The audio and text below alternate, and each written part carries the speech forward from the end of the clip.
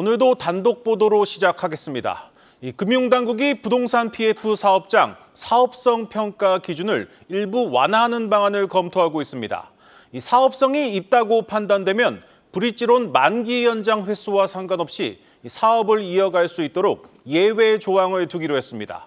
업계의 요구 사항을 반영한 새로운 가이드라인이 9월 중 나올 것으로 보입니다. 신재근 기자입니다. 금융당국이 부동산 PF 사업성 평가 기준을 일부 완화하는 방안을 고려 중인 것으로 전해졌습니다.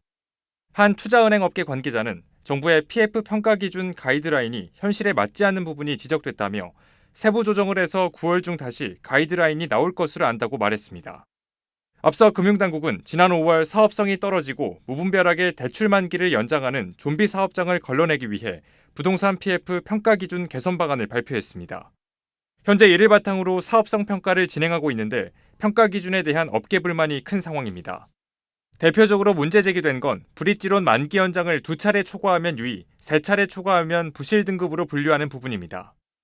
금융당국은 브릿지론 만기를 3번째 연장하는 사업장부터 경국매를 유도하는 것으로 알려졌습니다.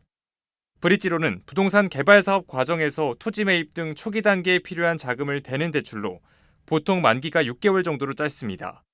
반면 도시정비 사업은 토지 매입과 인허가 절차 등을 고려하면 장기간 소요되는 것이 일반적이라 여러 번의 브릿지론 만기 연장이 불가피하다는 지적이 나옵니다. 때문에 도시정비 사업의 경우 사업성이 있다고 판단되면 만기 연장 횟수에 상관없이 브릿지론을 가능하도록 하는 방안이 거론됩니다. 업계는 의견 수렴을 거쳐 오는 9월 중 바뀐 기준안이 마련될 것으로 예상하고 있습니다.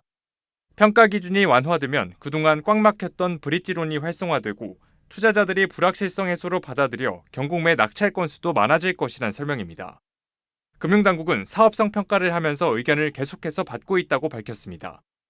한국경제TV 신재근입니다.